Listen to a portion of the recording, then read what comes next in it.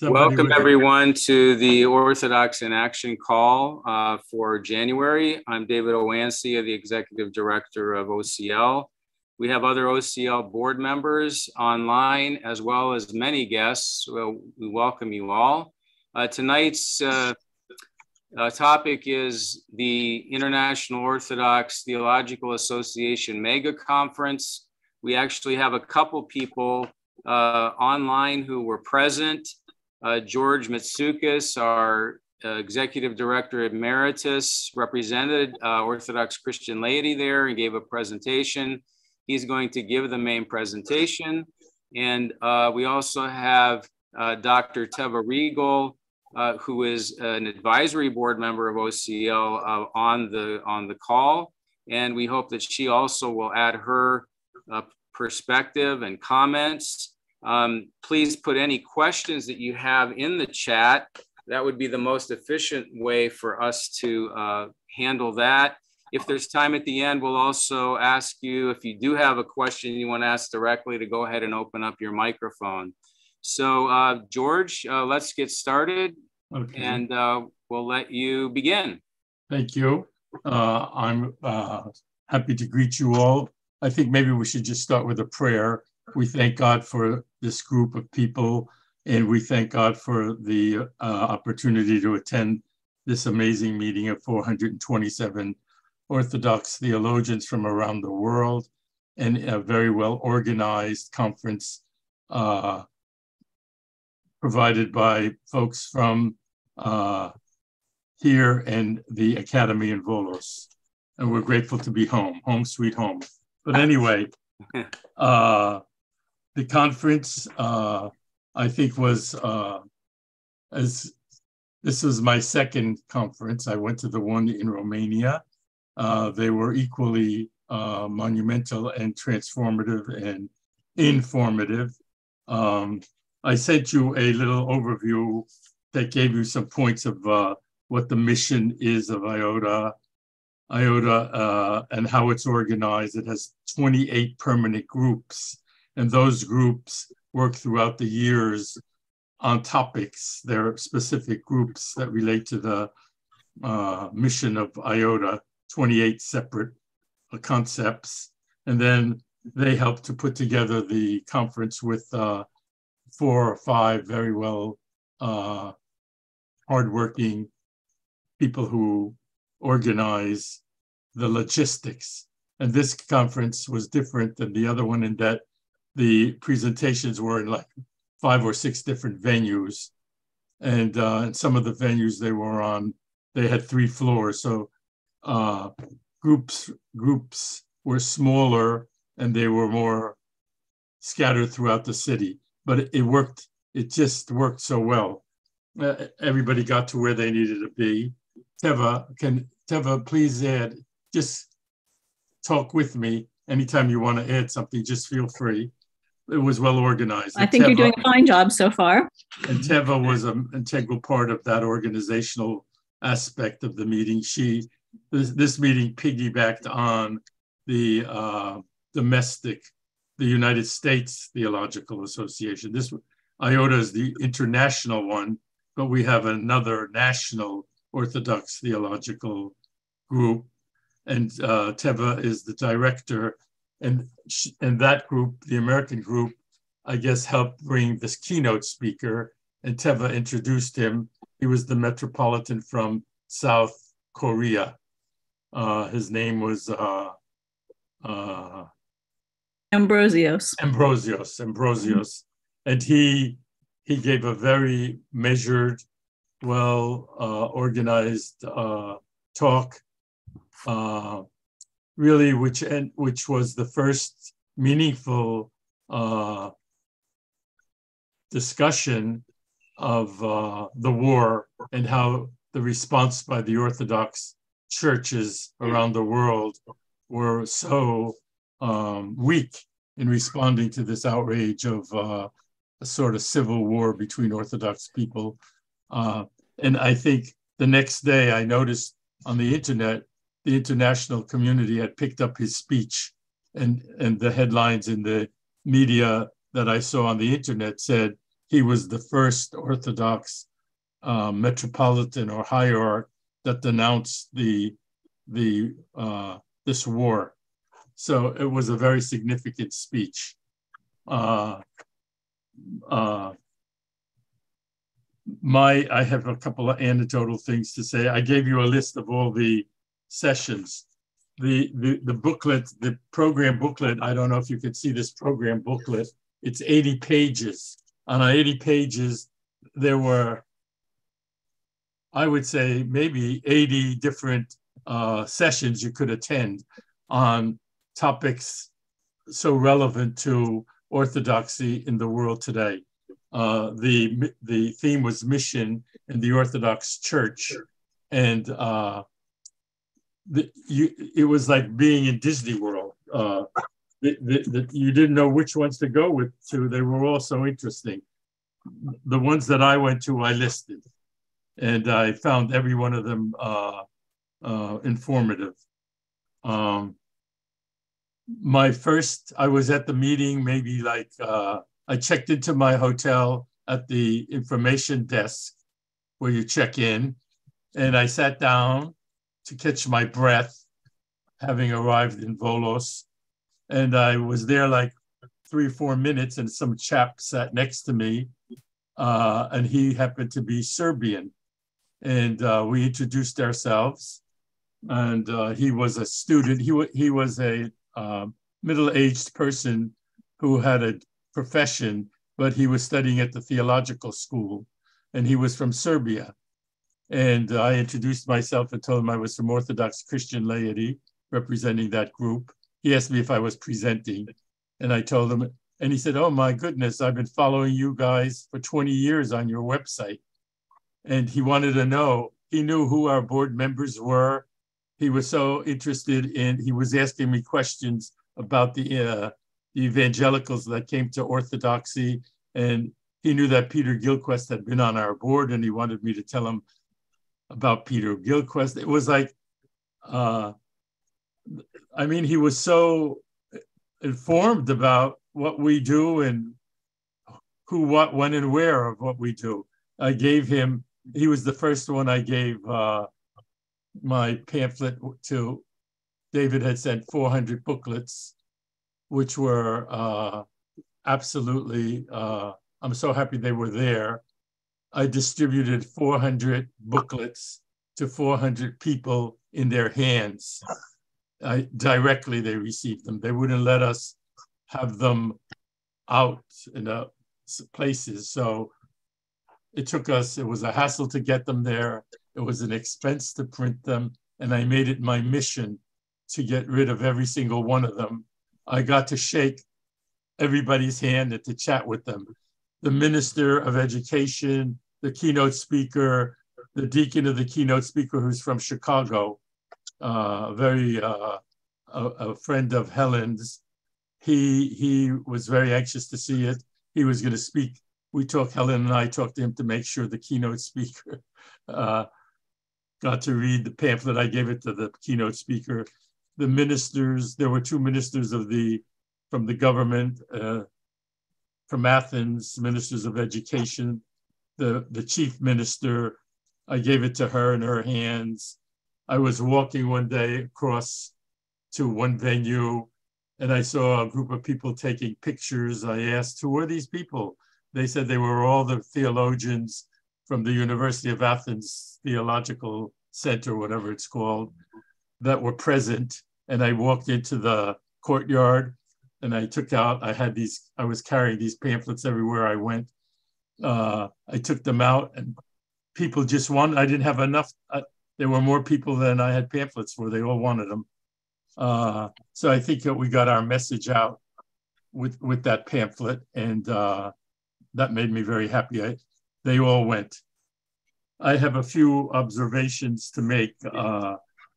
I was impressed at how well organized the meeting was, and how much this organization, which is only about 12 years old, they must have raised hundreds of thousands of dollars to put on this event. They had major funding from major foundations. The Huffington Institute in California is a major funder. they had government funding from the Greek educational ministry. I saw in the booklet that they were one of the funders. Another way that they funded the conference, they had these co-laborers. And we were one of the co-laborers, but they had about 40 co-laborers. So they used that as a funding tool. They were able to give scholarships to younger people who were part of the audience. And I met a lot of the younger people who were there to hear the presentations. They were from Alabama and Wyoming and Idaho and they were, Oregon. They were young 20-somethings. And when I gave them the booklet, and also in the booklet, there was that little thing where you could press to get signed. The young people that I saw a day or two later, they all told me that they signed the document. They didn't have to wait for me to say, sign it. They told me they found it and they did it. I was like very impressed because I'm sort of handicapped with all this technology. And I was very happy. I told the young people to please help us get signatures. They said it was time. My feeling was that overall, these presenters, these 400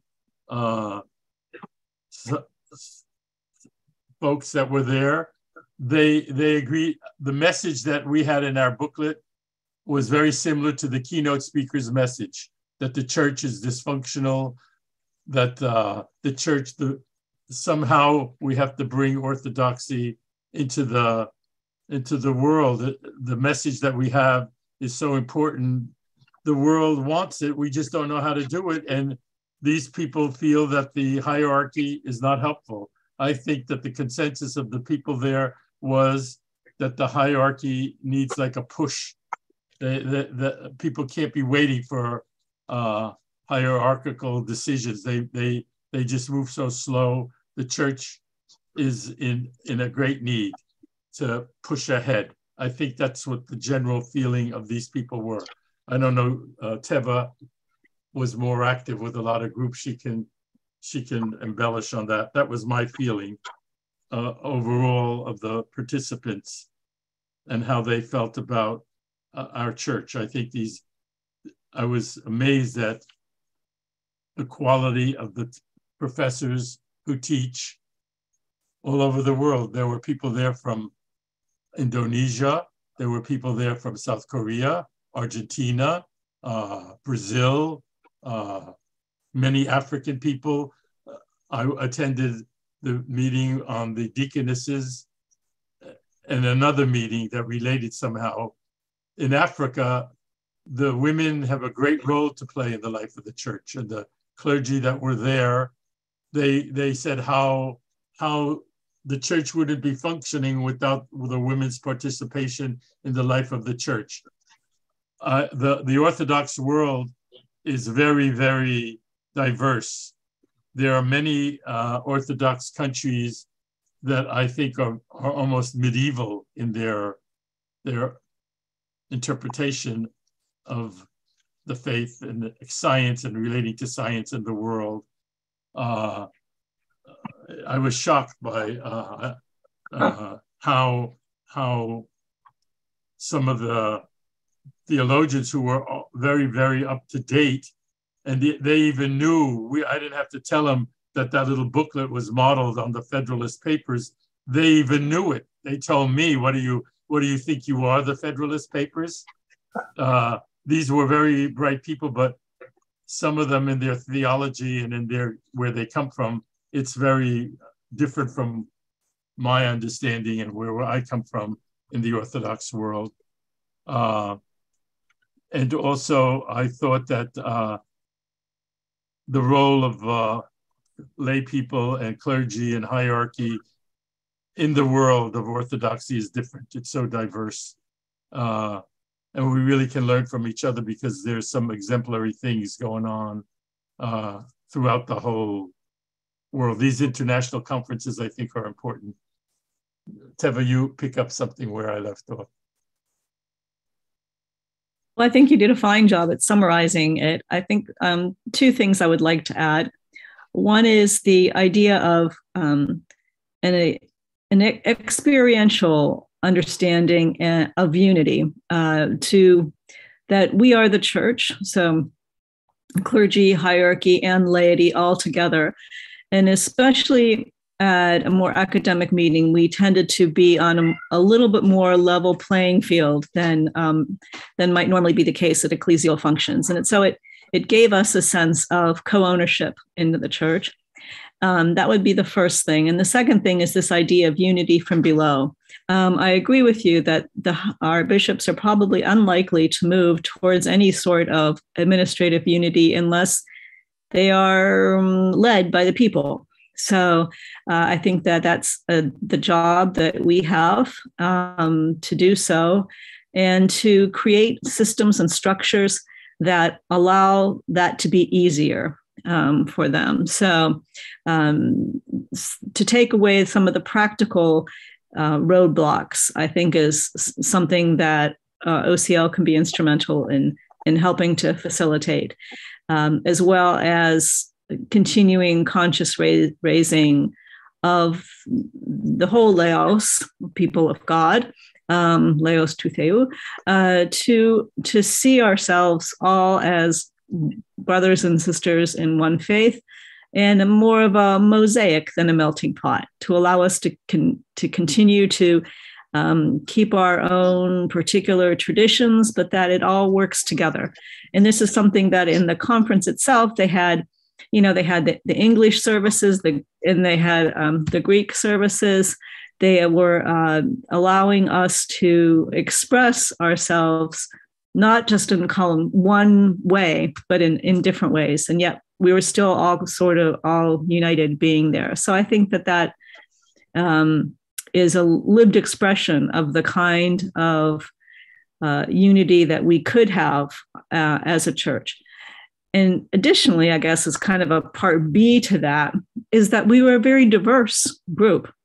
There you had a theological understandings from a broad array of the spectrum. So from more conservative voices to more quote unquote liberal voices to more kind of just middle of the road voices. So, but yet we could all be at the same place, and we could all dialogue and talk to one another. And I think that that's something that is somewhat in short supply on our discourse today. So I hope that is something, in addition, that OCL can continue to foster. So I think I'll stop there.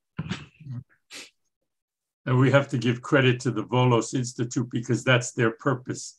They're not an academic institution. They don't give degrees. They're a center where they bring these diverse groups there in conferences. They have their booklet that they had to try to explain. It's only a 20-year-old organization, and it's just the government of Greece and the educational hierarchy of Greece has commended it and recognizes it as a very important, forward-looking educational center.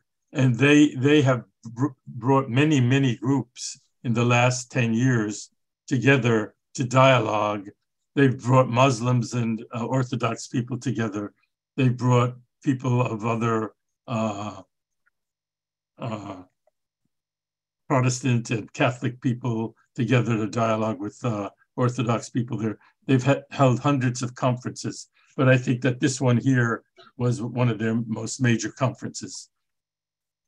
George and Teva, we also have George Nassos on. Oh, good, George. Presentation, he said, in relation of theology with ecology. So George, yes. If you would like to make any comments, we'd appreciate your participation. Go ahead, George. Yeah. Yes, I was honored to be invited to participate in the IOTA conference, and I made two presentations, and basically talked about the need to protect the environment, the fact that it's really going in the wrong direction, But one of the things that I commented on that you may find interesting is with respect to climate change and the COVID pandemic. The COVID pandemic really caused a lot of problems.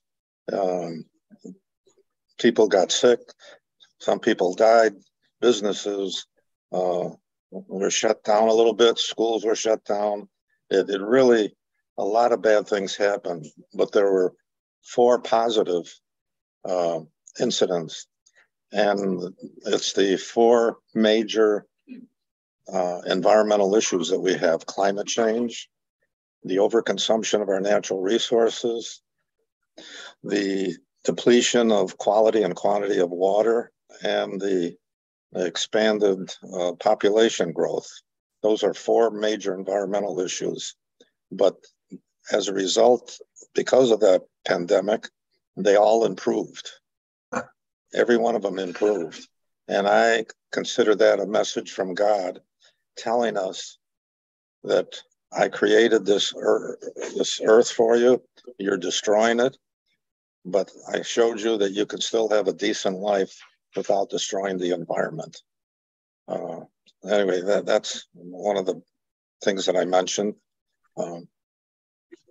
I could give a half-hour presentation if you want. Overall, I'm not ready for it. No, but overall, what was your impression of the conference and the experience of the conference? Not what you said there, but overall, what did you think of this conference as the first-time participant? Well, I thought the conference was outstanding, although one of the negatives of the conference is there were so many presentations.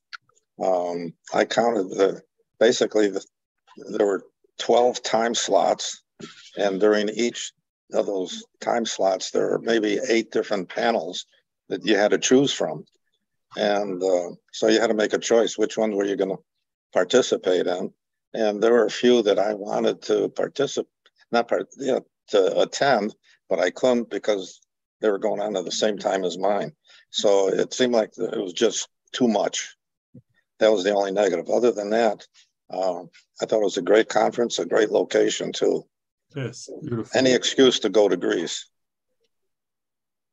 I want to point out, to follow up on what George said, the Volos Institute, the bishop of Thessalia, Ignatius, he's considered one of the progressive Orthodox prelates. He's very respected around the Orthodox world. He's a visionary. And the Volos Institute somehow has as its promotion, its mission is to promote, to kind of energize the church in Greece to assume responsibility for creation, that the church needs to be the lobbyist, or I don't know what.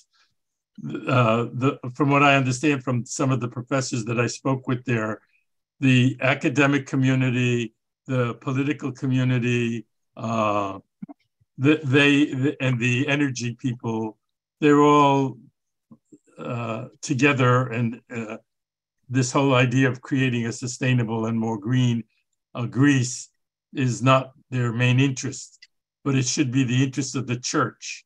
And he's trying to force the church to take on the whole concept of preservation of creation, and that should be the church's mission. And the church should use its resources, its enormous financial and moral and teaching resources, to help people understand that sustainability as a way of life is what's needed, and the church should be leading it, which I thought was a very progressive issue that this man is presenting to the synod and throughout the country. And I applaud him. The church should be doing this whole concept of creation, preserving creation. It's theological, and it's their it fits in with their mission in the world. We do have some questions in the chat, George. If there's nothing else you want to address at this point. Yes. And mainly it's dealing with those pamphlets that you talked about, the brochures, which were in an occasional papers in support of the Declaration for Orthodox Unity. And so this is from Henry Schrick. Yes. And first question, in your personal opinion, would you please be so kind to answer the following questions? Which specific canonical Orthodox Church jurisdictions would like to be united with the other canonical Orthodox Church jurisdictions in the United States? I don't know.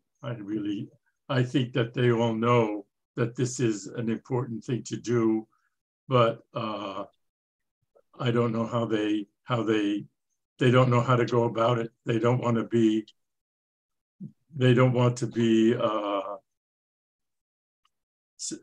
it seems to me that they can't separate themselves from their ethnicity. That's what I felt in most cases.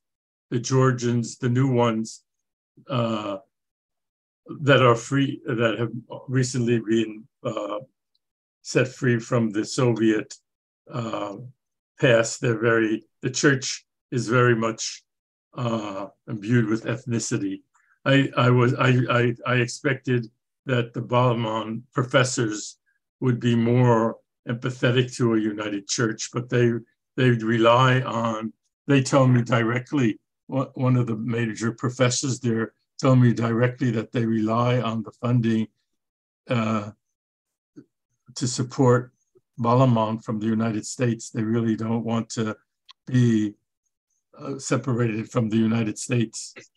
They want to keep it the way it is.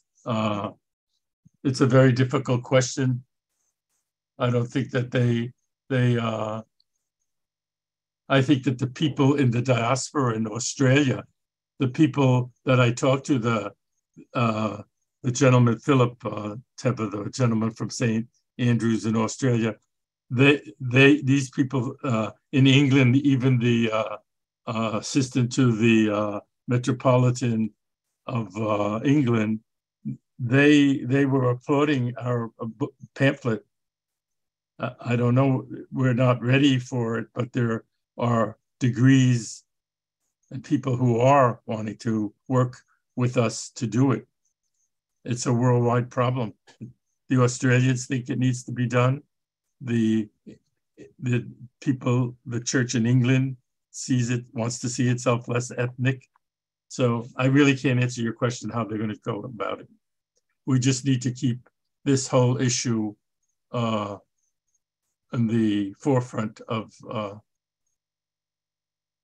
their minds. If I could interject, I think that it's a different question in the international realm than it is in the United States. And I'm not sure that breaking it down along jurisdictional lines is really the right question. I think there are people in each jurisdiction, whether they're in this country, whether they're Greeks or Antiochians or in the OCA, for whom this is an issue that they care about and they would like to see it happen. And there's also people in each of those jurisdictions, as well as many of the others, for whom they can't even imagine it. So I'm not sure that, posing the question is which jurisdictions are ready to would like to unite is the proper question itself. What I think that ways to move forward, though, would be to understand the ties that bind, especially, for instance, the Antiochian example that you gave here, who rely heavily on the Antiochian Archdiocese in the United States for their funding and moral support, political support, et cetera, to start to show them, for instance, that there are other Orthodox that also care about their predicament and as a church under siege, and that they can start relying not only on the Antiochian Archdiocese, but maybe others, and see a positive value in a stronger, united voice that can speak to their concerns as well.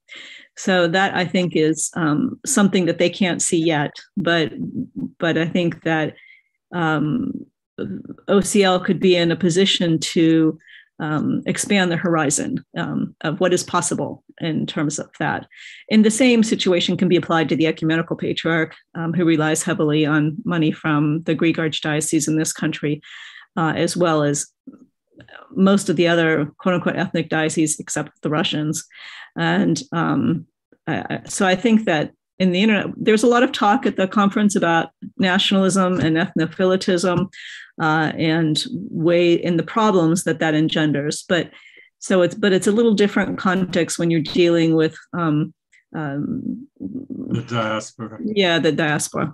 Well, so-called diaspora. Yeah. Yeah. So cool. Another question. Yes, I asked Henry if he wanted to unmute to follow up. Henry, are you there? Good evening, my brothers and sisters from San Diego. So good to reach out to you. This has been a burning issue in my heart for the last 20 plus years. And I've been seeking answers from other people, such as my spiritual father and my priest.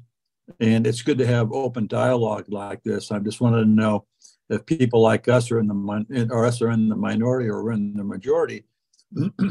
It concerns me about that some people can't even imagine unity, and it's too bad there's not any forward-thinking people out there that can lead the thought process of going ahead.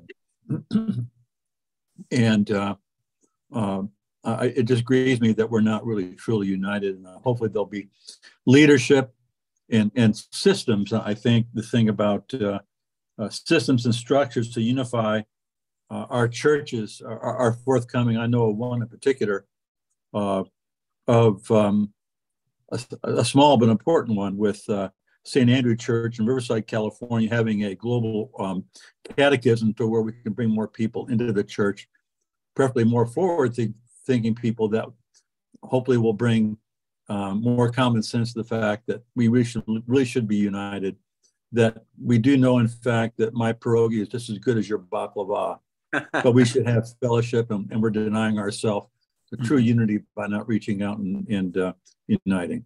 But I do think that now that they're trying to create the charter for the Greek Orthodox Archdiocese, and we saw last week or so that they had a meeting, the first meeting in Istanbul it was.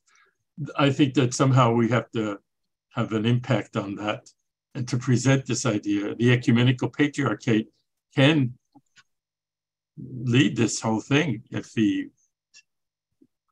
We have to impact that meeting. We have to impact their thinking. We have to not just let them be meeting in sort of secret without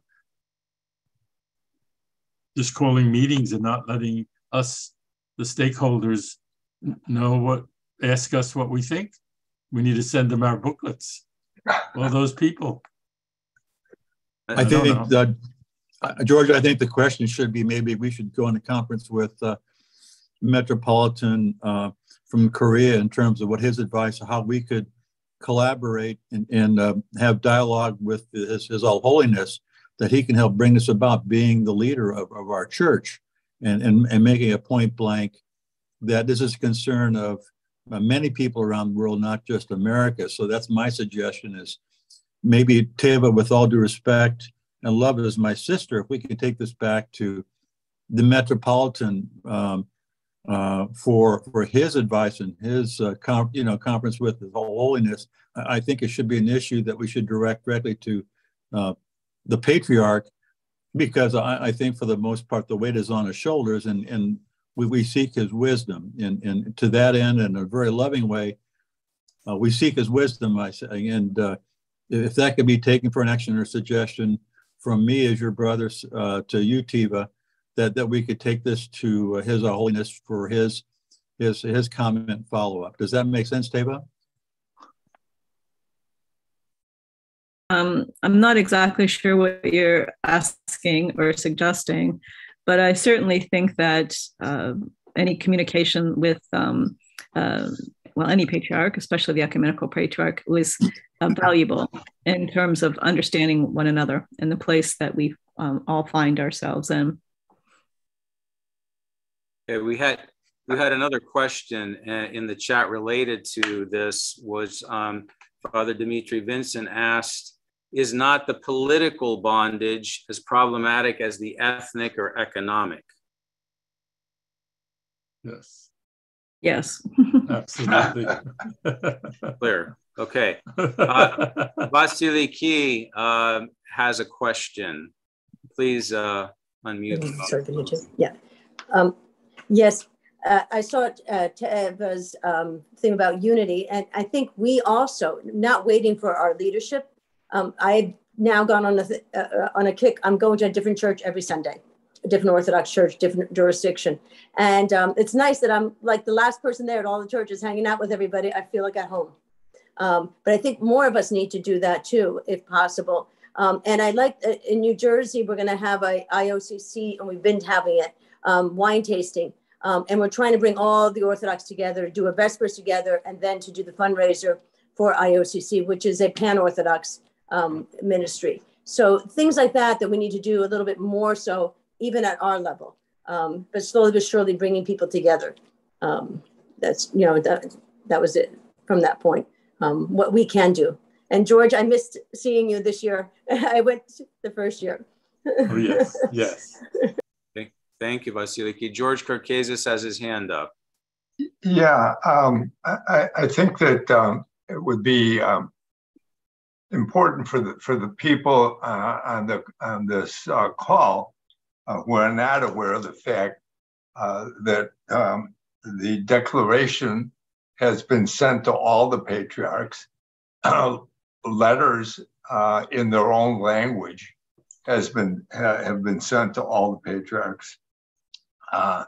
So OCL has made a very strong attempt to bring the matter to the attention not only of the Assembly of Bishops, who are constantly hearing from us, but also to the heads of all the autocephalous churches. So they know that there is a movement that's been going on for 30 years, calling for jurisdictional unity in the United States.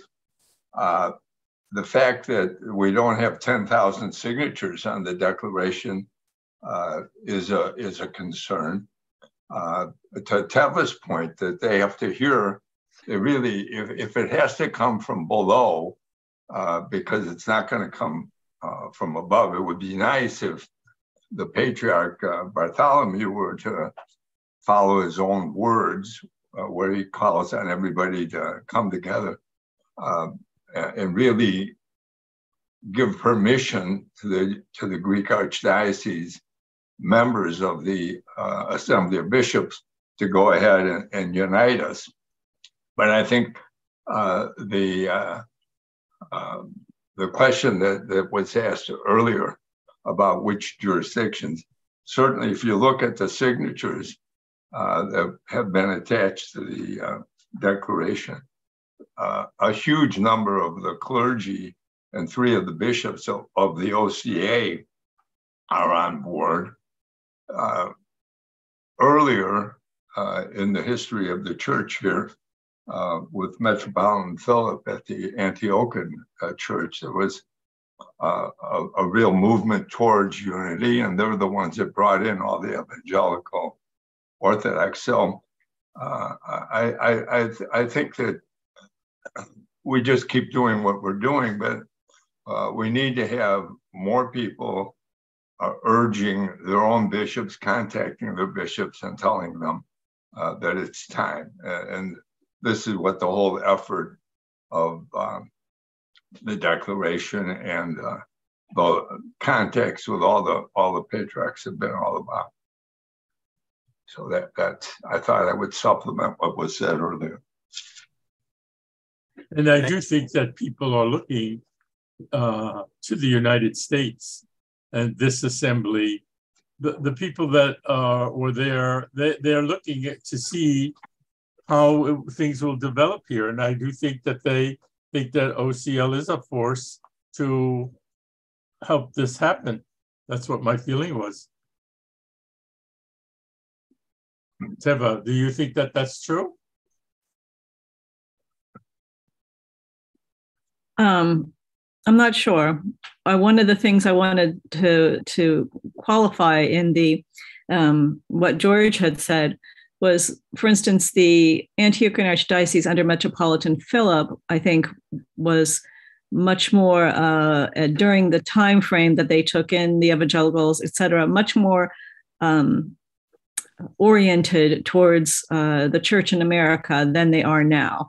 So I think we have to realize that they're much more inward looking and concerned with what is happening in Syria and places like that, at least on the more official level. That may not be the case for everybody, of course, in the Antiochian Archdiocese, but just to kind of to understand the realities of the situation as they are now, as opposed to perhaps 20 years ago, which seemed to be a more promising time frame for them. Sure. I agree. Mm-hmm. Yeah. Okay. Yes. Anyone else want to come out and ask any questions, make comments? Yes, Alice Copan. Yes, go ahead, Alice. This is a little sort of horizontal on the subject, but in the past week, I found an Osceola folder that my husband had, because I'm still working on his archives.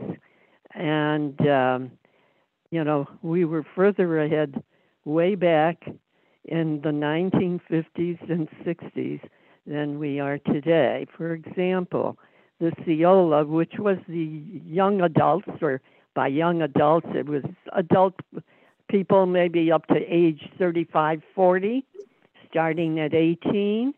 And they had formed, there were 7, 8 jurisdictions that had formed this adult group called Ceola.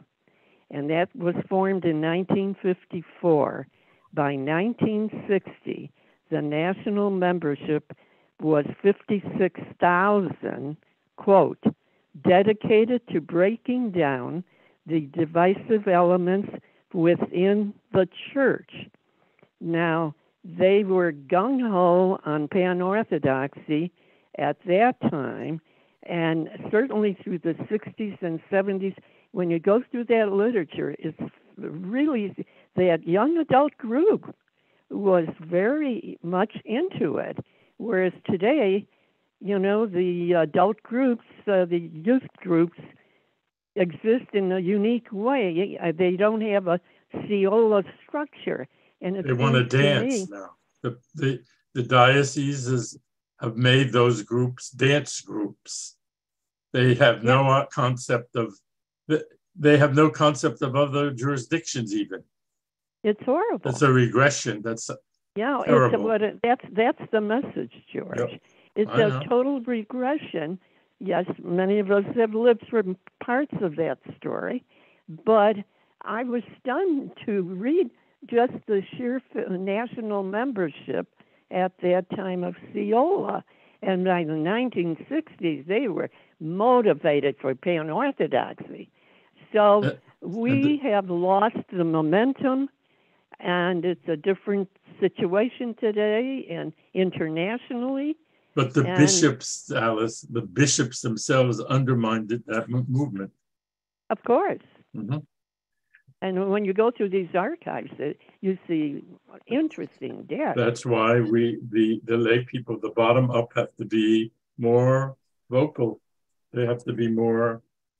They have to be organized and put pressure on these people.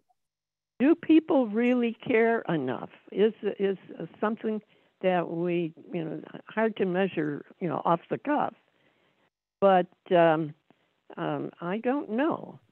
I mean, organized religion is not at the same level of yesteryear, from what I'm reading. When I see the Roman Church, what's going on there, plus other groups. So our wonderful readiness moment, we goofed.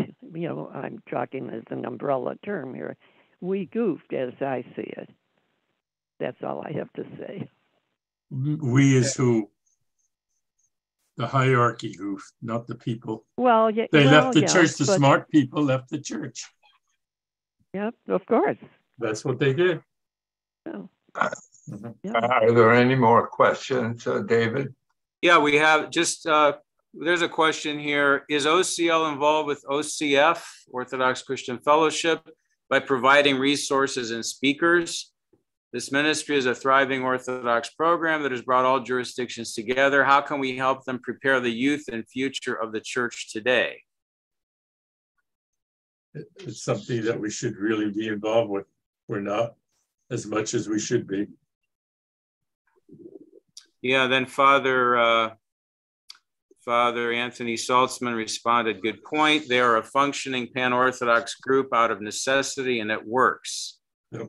I'm the Southeast Regional Coordinator. Needs to invite us to come there and give a presentation. Well, he was at our Atlanta meeting, so yes, he needs to have us come there and make a presentation, Father. Well, maybe we'll be happy to come there. Maybe we should have him come to New Jersey for our annual meeting. Well, we have to go reach the young people. Right. Another question. Go ahead. Okay. What was the Russian Orthodox alignment with Putin's aggression a topic of concern and discussion? No. There were people there there weren't many, but there were some people there from Russia. I met almost every one of them, and I found them to be very interesting, very polite, very intelligent people. They didn't discuss the situation. I think that they were embarrassed by the whole thing. I think that they were opposed to it, but they didn't speak it. But they were very interesting and very nice people. I found them to be very nice people. One thing I'd like to add to that, I think the keynote address by Metropolitan Ambrosio spoke particularly to the negative consequence of the Russian incursion into the missionary territory of Korea and the problems that has caused. So the idea of and the church-state alignment was part of that. So I think that, and that is an address that will be on the YouTube channel for IOTA that people will be able to listen to in particular. And they can listen at probably every single one of these meetings. They were all recorded and they will all be there. You can pick any one of these meetings to hear the presenters. But also it was brought out somewhere during that conference that the whole idea of Orthodox mission is being truncated by this Russian war. And it's even incurred into Turkey. They have set up a rival bishops to the patriarchate there.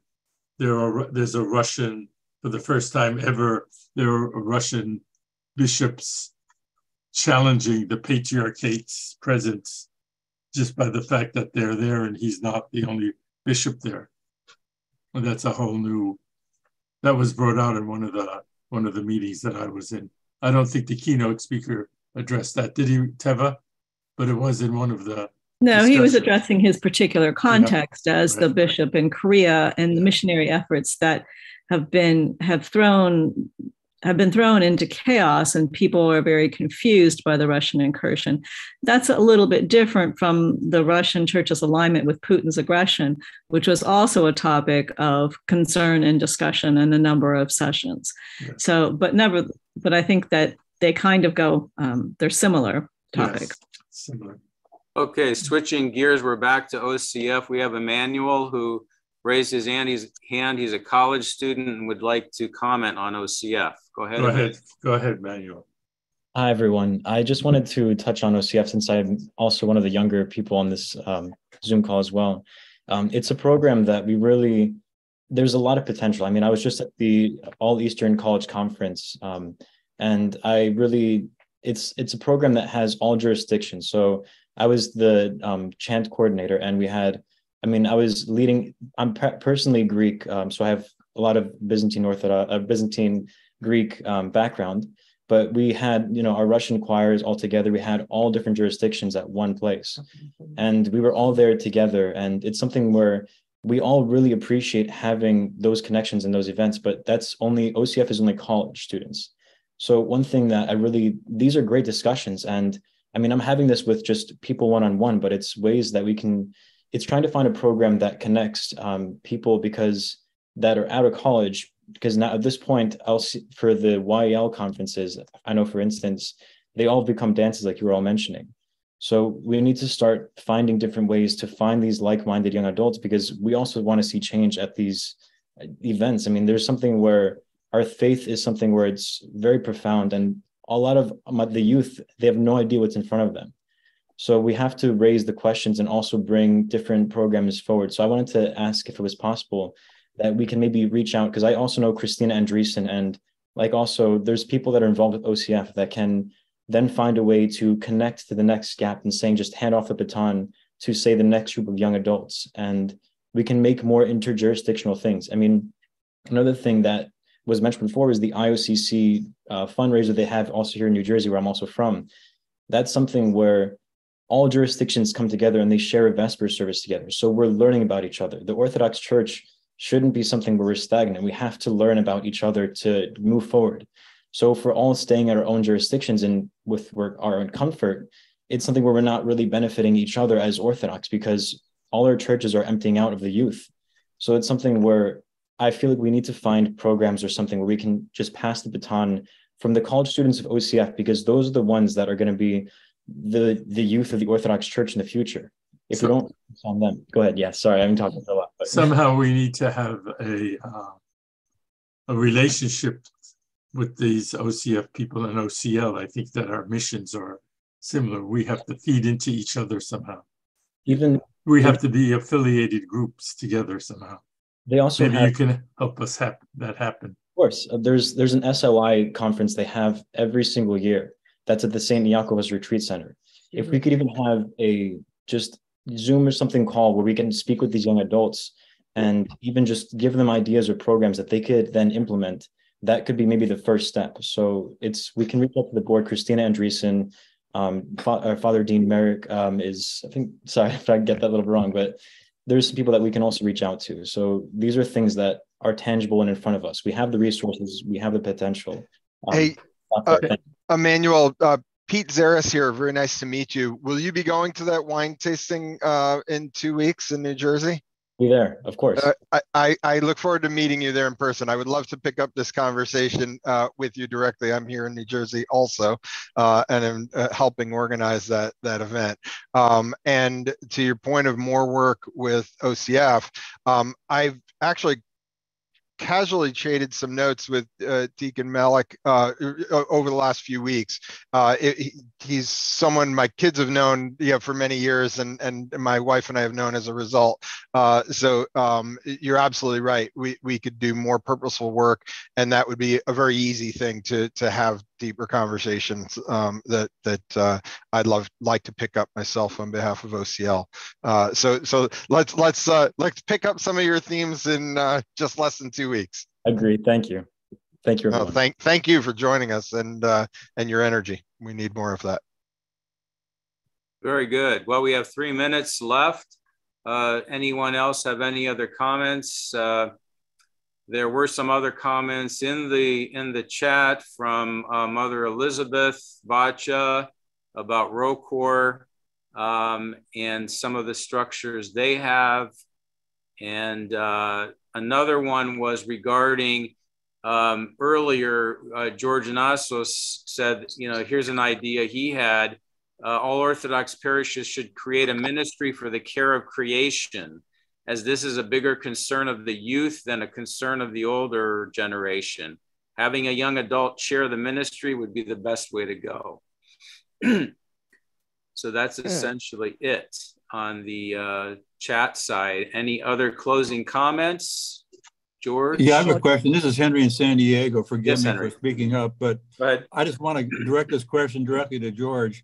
What is the OCL doing directly to engage with the AOB chairman and also His All Holiness regarding our concerns about unity? What is the ongoing efforts to engage with them on a regular, continual basis about our concern about unity and soliciting feedback in terms of how we can proceed ahead? What is OCL doing? What has it done? What does it plan to do? And I think you can answer that fairly shortly, don't you think? Which George do you want to answer? George Matsoukas, please, the president of our organization. Well, I'm not. Peter Zaris is the president. But we have we don't have direct. In the past, we've met with the Patriarchate. We direct many of our thoughts and writings to the Patriarchate. We have some indirect contact to the Patriarchate through some of the members of the patriarchal staff who are sympathetic to the whole idea of unity, and we try to communicate with them. The Patriarchate, we have talked directly with the Archbishop. We're in constant communication with the Archbishop on the need for unity. He's the representative of the Patriarchate here, and we have a relationship with him. That's what we've done. Henry, Peter Zaris here. I did have a meeting with Archbishop Elpida personally in New York, I believe last February. I had a direct one-on-one conversation with them last June.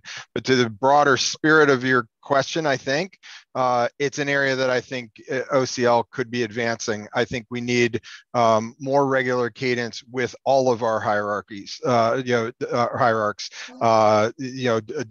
one-on-one, to not just more frequent cadence with Archbishop Elpida, but frankly, all of the heads of all of the jurisdictions. It's something that I believe we need to be doing more of. I totally agree. Very good. Thank you. Well, thank you everyone for participating tonight. We will have a recording and send out the link to you all. And we have these once a month. We have different topics. We have a couple in mind for the coming months, but we'll invite you, and we hope you'll continue to participate and add your voice. So thank you so much. Thank you. Could I hopefully everyone who's on the call, if you haven't signed the declaration, you can find it at ocl.org. And it would be great if you'd all add your support for a unified church and go out and get as many of your friends to do the same. Thank you, George. Thank you. Thank you, everyone. Thank you, David. God bless and have a good night.